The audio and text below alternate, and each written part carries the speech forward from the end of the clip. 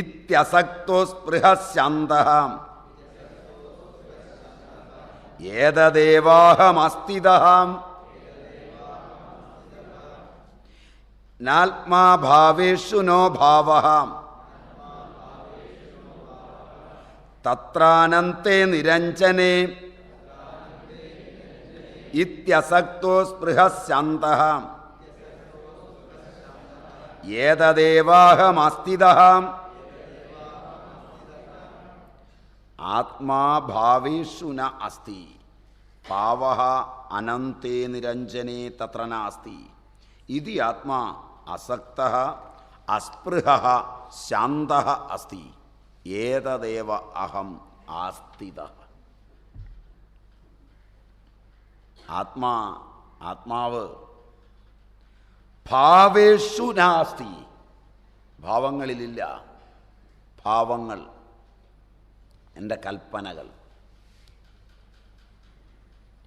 കൽപ്പനകളിൽ മായാവൃതമായ എൻ്റെ ഭാവനകളിൽ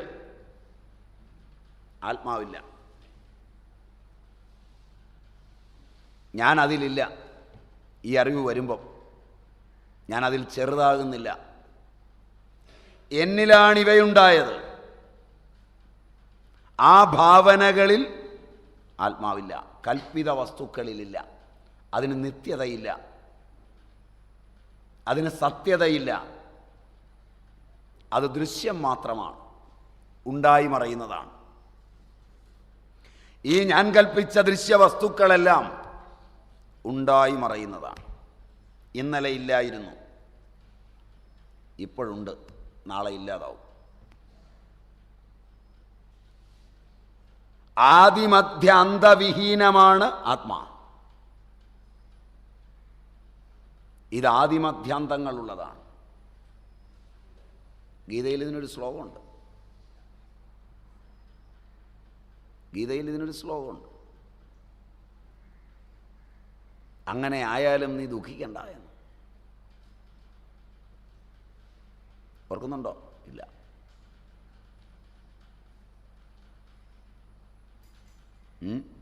ഭഗവത്ഗീതയിൽ 2-ാം അധ്യായത്തിൽ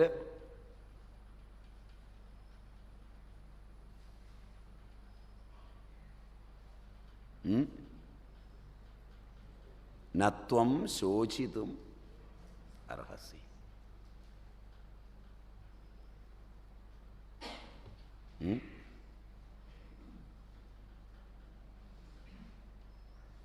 ഏതാണ് ശ്ലോകം? അവധ്യോയം. ആ ശ്ലോകത്തിൽ ഈ അർത്ഥമുണ്ട്. അതുകൂടാതെ അത് സ്പഷ്ടമായി പറയുന്നവരൊന്നുണ്ട്. ദേഹം നശ്വരമാണെന്ന് പറയുന്ന, ദേഹത്തിന് ആദിയുണ്ട് അന്തവുമുണ്ട് എന്ന് പറയുന്നു.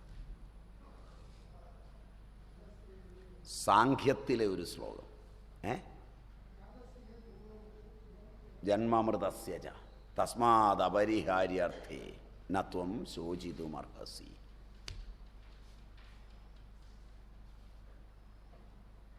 ജനിച്ചവന് നിശ്ചയമായും മരണമുണ്ട്.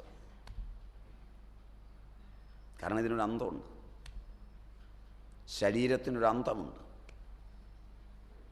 നീ സൃഷ്ടിച്ച പ്രപഞ്ചത്തിനൊരു അന്തമുണ്ട്. അച്ഛനമ്മമാരുടെ കൂടെ ഒരു പ്രപഞ്ചം സൃഷ്ടിച്ചു.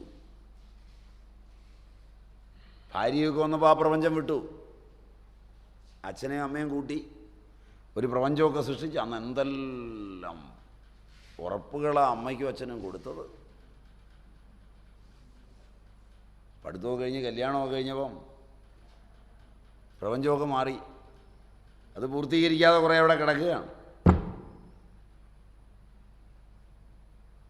അപ്പോഴാണ് പാസ്പോർട്ടും വിസയൊക്കെ മേടിച്ച് ഭാര്യയുടെ പ്രപഞ്ചത്തിലേക്ക് കടന്നത്. ആദ്യത്തെ ഒരു ഗ്രീൻ കാർഡ് കിട്ടുന്ന ദിവസം വരെ, ഭാര്യയുടെ പ്രപഞ്ചത്തിൽ ഗ്രീൻ കാർഡ് കിട്ടുന്ന ദിവസം വരെ ആ പ്രപഞ്ചത്തിലേക്ക് എത്തി നോക്കിക്കൊണ്ടിരുന്നു. ഗ്രീൻ കാർഡൊക്കെ കിട്ടി. കുറച്ച് കഴിഞ്ഞു പൗരത്വവും കിട്ടിക്കഴിഞ്ഞപ്പം ചിലർ ഇരട്ട പൗരത്വത്തിന് അപേക്ഷിച്ചു. മനസ്സിലായില്ല. അതിൽ ചിലർക്ക് അമ്മ ഇരട്ട പൗരത്വം അനുവദിച്ചില്ല. ഇവിടുന്ന് പോയാൽ ഇവിടുത്തെ പൗരത്വം തീർന്നു എന്ന് തന്നെ പറഞ്ഞു. ചിലരോട് ഭാര്യ പറഞ്ഞു, 2 പൗരത്വമായിട്ടാണെങ്കിൽ ഇവിടെ വേണ്ട,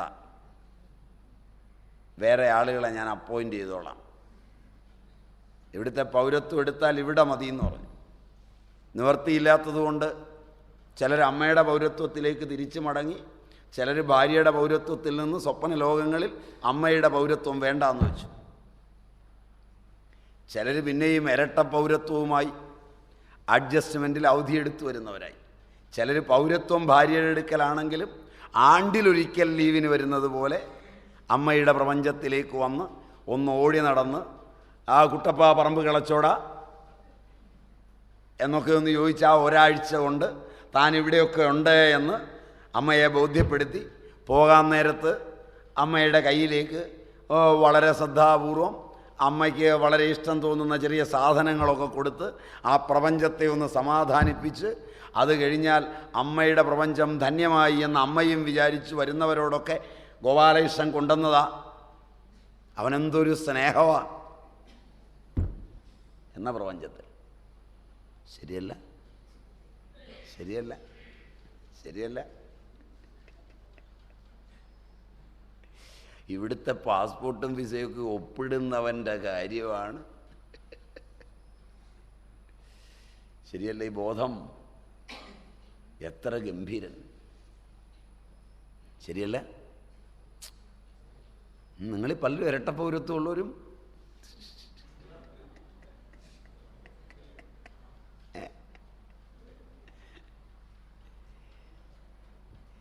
അപ്പം ഇങ്ങനെയൊക്കെയാണ്. ഇതിലൊക്കെ രസം ഇവിടുത്തെ ഈ എക്കണോമിയാണ് രസകരമായ വസ്തുത. അത് ഈ ബാങ്കിൽ മാറിയെടുക്കണം. ഇന്ത്യൻ കറൻസി അവിടെ ചെല്ലുമ്പോൾ ഡോളറാകണം, വേണ്ടേ? അല്ലേ? അതിനെന്തോ നിങ്ങൾ പേര് പറയുന്നത്? Exchange, foreign exchange.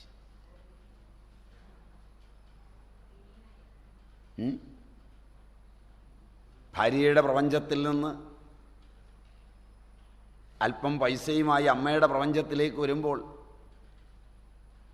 അവിടുത്തെ കണക്കിലെ 5 രൂപ അവിടുന്ന് റിലീസ് ചെയ്യുമ്പോൾ ഇവിടെ ചിലപ്പോൾ 50,000 രൂപയായും ഇവിടുത്തെ 5 രൂപ ചിലപ്പോൾ അവിടെ 50,000 രൂപയായും ഒക്കെ മാറും. ശരിയല്ല? ശരിയല്ല? 1.5 ലക്ഷം രൂപയുള്ള ഭർത്താവ് ബാംഗ്ലൂരിൽ ഒരു മാസം 1.5 ലക്ഷം രൂപ. അപ്പോൾ 1-ാം തീയതി ഹെഡ് ഓഫീസിൽ പണമടച്ച് ഇങ്ങനെ ഇരിക്കുമ്പം അച്ഛനൊരു കാറ് വേണമെന്ന് പറഞ്ഞു. അച്ഛൻ ഒരു കാറ് വാങ്ങിച്ചു. അപ്പോൾ കുറച്ച് പൈസ കൊടുക്കാമെന്ന് പറഞ്ഞു. അച്ഛൻ ലോൺ വാങ്ങിച്ചോളാൻ പറഞ്ഞു. തവണ അടയ്ക്കുകയാണ്. എല്ലാം കൂടെ 2.5 ലക്ഷം രൂപ അടച്ചൊരു മാരുതി കാറിന്. ഇപ്പോൾ ഒരു ദിവസം പിടിച്ചു. എത്രയാ കൊടുക്കുന്നത്? ഞാൻ കണ്ടില്ലെന്ന് അടിക്കാൻ തുടങ്ങിയിട്ട് കുറച്ച് ദിവസമായി. പിടിച്ചൊന്ന് വരട്ടി. ഇപ്പം അച്ഛൻ 2ാമതൊരാവശ്യം പറഞ്ഞു. അച്ഛാ